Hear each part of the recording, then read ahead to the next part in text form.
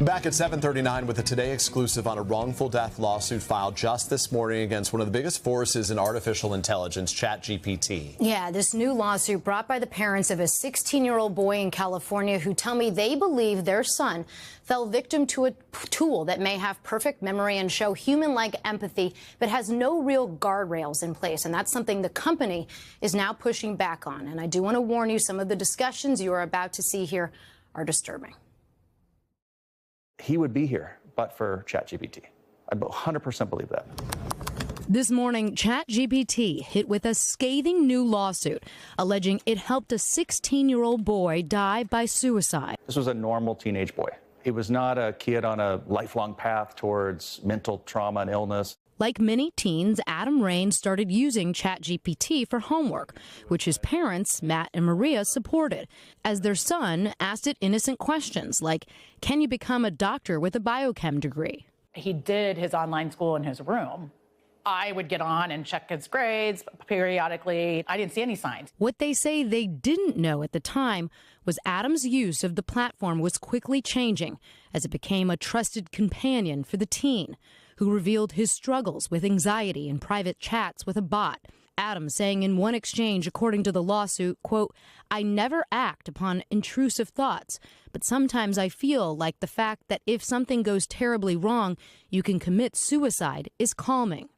ChatGPT saying in response, in part, many people who struggle with anxiety or intrusive thoughts find solace in imagining an escape hatch. The lawsuit detailing another exchange after Adam told ChatGPT he was considering approaching his mother about his suicidal thoughts.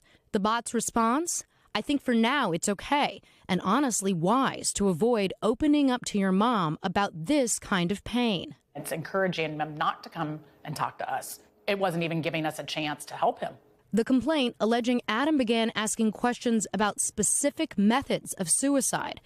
ChatGPT did provide a crisis hotline number repeatedly, but his parents say Adam found ways to bypass the security features, posing as an author doing research. Was there ever a time, at least from the messages that you have seen, that ChatGPT said, full stop, I cannot talk to you about this?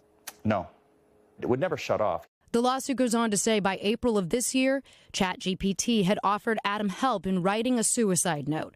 And after he uploaded a photo of a noose asking, could it hang a human, ChatGPT responded in part, you don't have to sugarcoat it with me. I know what you're asking, and I won't look away from it. The bot, later providing step-by-step instructions for the hanging method Adam used a few hours later. How do you want your son to be most remembered?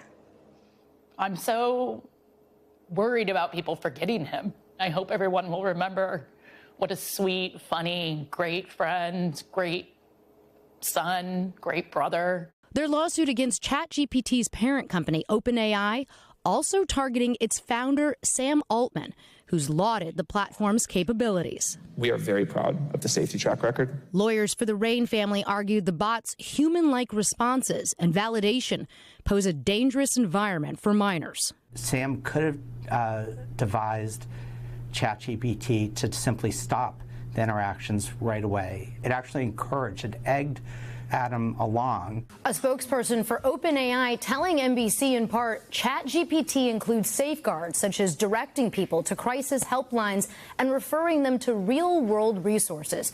Safeguards are strongest when every element works as intended, and we will continually improve on them. But Adam's parents believe any guardrails didn't go far enough. He was using it in ways that I had no idea was possible. I don't think most parents know the capability of this tool. So a lot of people are using ChatGPT, right? But it is still a relatively new technology, and recent data from Common Sense Media shows that roughly 70% of teens have used at least one generative AI tool like this. And experts say it's important for parents to set tech boundaries with your children, explore AI together, don't have them just using this by themselves, and talk about consent, talk about digital privacy, and talk about the ways that their chats can be used and how that gets explained in the terms of service. Obviously, our hearts just go out to this family. It is a gutting story.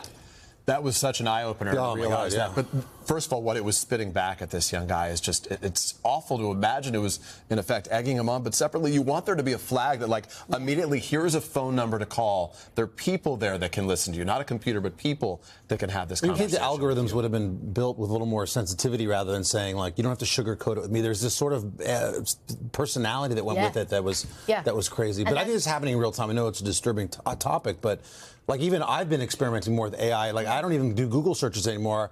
I feel like now's the time when your kid's in your room for 2 hours. It's important for us parents to really have a grip as to the potential of what they could be doing vis-a-vis a ChatGPT. And that was one of the things the parents said that struck me is they thought that this was just like Google. They thought that this was just used to sort of edit a paper and look for a vacation, and they didn't sort of realize how what far it's capable down. of. Exactly, they don't realize it. You feel awful that young man felt so alone that's where he was seeking solace. Is through the computer. Al's here with a check of the forecast around the rest of the country for us today. Al, good morning. Our hearts go out to that family, and it's unfortunately a real cautionary tale, guys. Thank you.